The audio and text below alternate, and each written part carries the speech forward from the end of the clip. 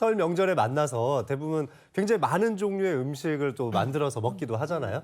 이런 조리하는 과정에서 발생할 수 있는 사고, 바로 화상입니다, 화상. 맞아, 화상. 네, 보건복지부에서 발표한 자료에 따르면 2023년도에 설 명절 연휴 요 전후 기간 동안에 응급실을 찾은 이 사고 환자분들 중에 가장 많은 원인을 차지하는 게 바로 화상이었다고 합니다. 맞아요. 연평균 내원 환자를 비교했을 때에도 2배가량 증가된 수치로 나타나기도 했습니다. 근데 명절 음식이 특히 전 같은 경우에는 불 앞에 서 있는 경우가 많다 보니까 이렇게 뭔가 반죽을 옮기는 과정에서도 많이 데이고요. 맞아요. 이거 뒤집는 과정에서도 기름이 튀어서 많이 화상을 입긴 하거든요.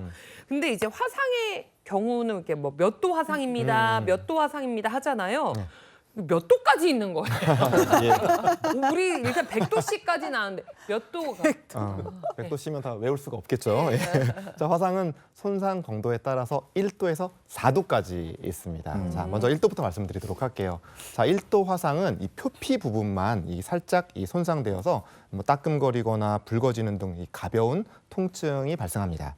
자, 2도 화상은 피부의 표피 전체와 진피, 그 깊은 층에 있는 진피 일부가 손상이 되는데요.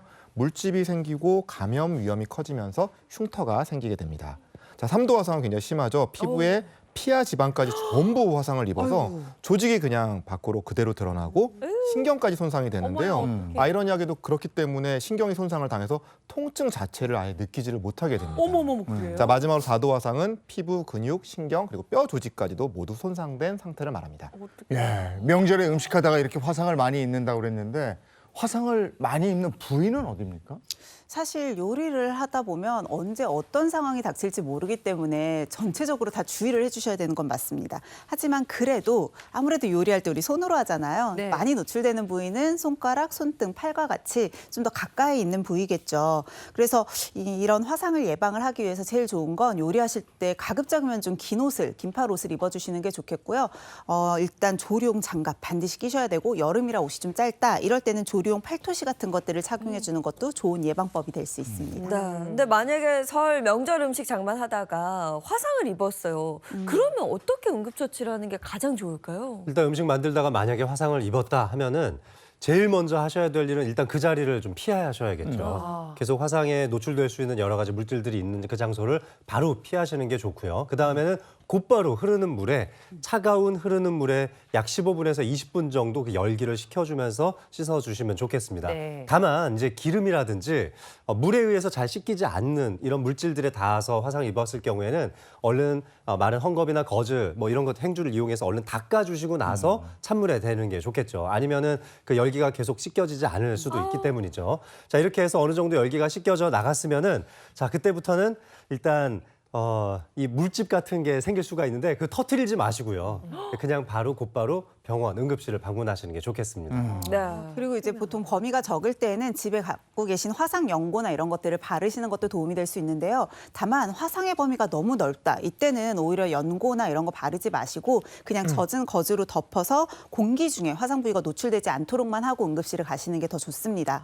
또 하나 주의하셔야 되는 상황이 화상 부위에 옷이나 장신구가 있는 경우들이 좀 많아요. 이럴 때는 가급적이면 빨리 제거를 해주셔야 되거든요. 특히 반지 같은 경우는 화상을 입고 난 후에는 붓기가 쉽습니다. 그러면 나중에는 반지 제거도 어렵고 또 반지가 껴있는 손가락에 혈류 장애도 생길 수가 있기 때문에 붓기 전에 즉시 제거를 해주시는 게 좋아요. 옷 같은 경우는 가급적이면 빨리 제거를 해주시는 게 좋지만 이미 화상이 좀 심한 경우에는 같이 이렇게 늘러붙을 수도 있거든요. 아유, 이럴 때는 아프겠다. 억지로 떼어내지 마시고 그 상태 그대로 병원으로 방문을 하시는 게 더 안전합니다. 근데 이렇게 병원에 오시기 전에 꼭 한 가지 주의하셔야 될 점들이 있는데요.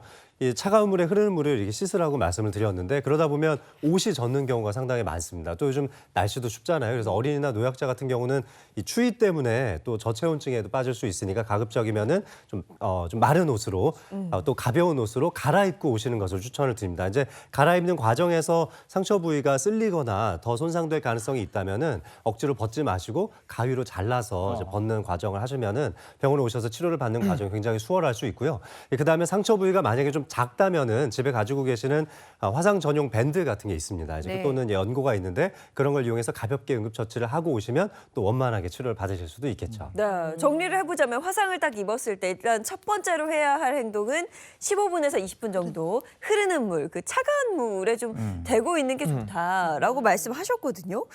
근데 저는 사실 그냥 그 찬물보다 얼음이 훨씬 차갑잖아요. 그쵸, 일단 이 열기를 빼줘야 되니까 얼음을 대는 건 어떤가 이런 생각이 좀 들거든요. 많은 분들이 빨리 열을 식혀야 된다 이런 생각 때문에 좀 얼음 떠올리시기가 굉장히 쉬울 것 같은데요.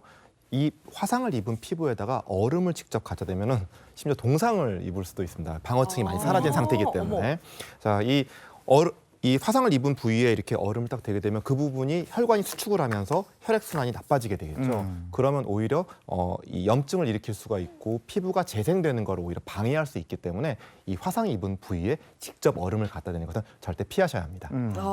저도 예전에 그 전기포트에 물을 끓이다가 넘어져가지고 허벅지에 좀 큰 화상을 입은 적이 있는데 이게 급한 마음에 첫 번째로 얼음을 갖다 댔었거든요. 그 다음에 이제 그건 안 된다는 거 알았고 그 다음에 했던 행동이 민간요법이라고 하면서 감자를 막 강판에 갈아가지고 맞아. 감자를 그 위에 톡톡톡톡 얹어서 이렇게 비닐봉지로 이렇게 묶었어요, 랩으로. 맞아요. 알죠. 그러니까 감자나 오이 붙이시는 분들 많은데 이 민간요법은 어떨지 궁금합니다. 사실 화상의 정도에 따라 조금 다를 수는 있겠지만 조금 정도가 큰 1도 이상의 화상을 입었다라고 하면 감자나 오이를 대는 게 감염의 위험성을 굉장히 높일 수 있거든요. 그래서 절대로 하시면 안 됩니다. 보통 어떤 때 많이 그런 민간요법을 쓰시냐면 일광화상 정도, 그러니까 햇빛에서 좀 오래 놀아서 내가 좀 피부에 열기가 많고 붉은 상태일 때는 아무래도 표피가 아직까지는 유지가 돼 있는 상태이다 보니까 그렇게 수분이 많은 것들을 올렸을 때 빠르게 열기를 빼줄 수 있어요. 그런데 음식을 하다 다쳤을 경우에는 결국은 1도 이상의 화상을 입는 경우들이 많기 때문에 표피가 손상이 돼 있거든요. 이때 이렇게 그냥 이렇게 멸균이 되지 않은 제품들을 턱턱턱 올려붙인다. 손상된 표피를 통해서 바로 감염이 될 수 있겠죠. 또 하나 굉장히 주의하셔야 되는 민간요법 중에 하나가 된장 바르는 분이거든요. 맞아, 된장 바르는 분. 예, 된장은 그러니까 감염의 위험성만 있을 뿐만 아니라 짜잖아요. 염분 같은 것들이 여기에 닿았을 때는 피부에 자극을 더 많이 주게 됩니다. 그러니까 통증도 더 심할 수 있고 증상도 악화될 수가 있으니까 가급적이면 아까 저희가 첫 번째 말씀드렸던 흐르는 차가운 물 요걸 꼭 기억해 주셨으면 좋겠어요. 근데 우리가 상처 입었을 때는 알코올로 소독하잖아요. 네. 그리고 마음의 상처도 알코올로 소독합니다. 오, 알콜. 이게 화상도 상처니까 네. 물보다 소주를 뿌리면 어떨까요? 알코올로 실제로 분들도 있어. 소주 뿌리시는 분 많아요. 네. 어떤 거요? 소주. 소주를 그냥 아예 이렇게 뿌리시는 분들도 맞아. 있지만요. 소주를 잠그시는 분들도 있더라고요. 네, 손 같은 데 화상을 입으면 소주를 그냥 이렇게 대야에다 부어놓고 네. 이렇게 담그고 계시는 분들도 있는데 절대로 해서는 안 되는 안 돼요? 겁니다. 근데 기본적으로 상처 소독에 소주를 쓰시는 분들도 있는데 소독용으로 알코올을 사용할 때는 알코올 농도가 60%에서 80% 정도 돼야 되거든요. 근데 소주 20%도 안 되잖아요. 네. 그러니까 전혀 소독 효과가 없고 또 화상 부위에 이걸 잘못 뿌리면은 너무 심한 자극 때문에 굉장한 통증을 유발할 수도 있고 네. 또한 이 소주가 알코올 성분이 약간의 기름을 녹이는 성분도 있기 때문에 여기 안에 노출되어 있는 지방 조직이 녹으면서 더 상처가 나빠지기도 합니다. 그래서 절대 몰랐어. 소주 뿌리시지 마시고요. 그다음에 또 한 가지 과산화수소 쓰시는 분들도 있어요. 소주가 이제 자극이 심하니까 자극이 좀 덜할 것 같다라고 생각해서 쓰시는 분들도 있는데 역시 이것도 연부 조직을 손상시킬 수 있습니다. 상처 치유 과정을 더욱 더 지연시킬 수 있기 때문에 과산화수소도 사용하지 마세요. 안 돼요. 네. 이렇게 잘못돼서 화상 살짝만 입어도요. 막 화끈거리고 정말 아프다는 거 우리가 다 알고 있기 때문에 가장 중요한 건 화상을 입지 않는 것일 텐데요. 예방하는 방법에는 어떤 것들이 있는지 좀 궁금해요. 네, 보통 요리하면서 화상 입을 때 가장 많은 경우가 기름이 튀어서 이제 그 기름이 닿아서거든요. 그러니까 기름이 튀지 않게 하는 게 중요하겠죠. 그러려면 수분을 조심하셔야 됩니다. 그래서 음식 만드실 때 사용하는 조리도구의 물기를 완전하게 제거한 후에 기름을 부어서 사용을 해주시는 게 좋고요. 또 웬만하면 가림막을 설치를 해서 기름이 나한테 튀는 것도 최대한 방지하시는 게 좋겠죠. 또 하나 주의하셔야 되는 게 냉동 음식 조리할 때거든요. 그래서 냉동 음식을 조리할 때도 웬만하면 기름이 좀 덜 튀도록 완전히 해동한 상태에서 물기를 좀 제거한 다음에 기름에 넣는 게 좋습니다. 또 이게 음식 만드시는 분들도 물론 주의가 필요하지만 사실 그 주변을 맴돌고 있는 우리 아이들. 맞아. 아이들이 진짜 문제거든요. 네네. 그래서 이 뜨거운 음식 또 조리 기구 등에 아이들이 닿지 않도록 좀 이 기구들도 좀 멀리 배치를 해놓으시고 아이들의 손에 닿지 않는 곳에다 좀 놓는 게 좋고 아이들도 가까이 오지 않도록 좀 주의를 기울이시는 게 좋겠습니다. 이런 네. 기본적인 이 수칙만 잘 기억을 하셔도 화상 충분히 예방할 수 있을 거라고 생각합니다.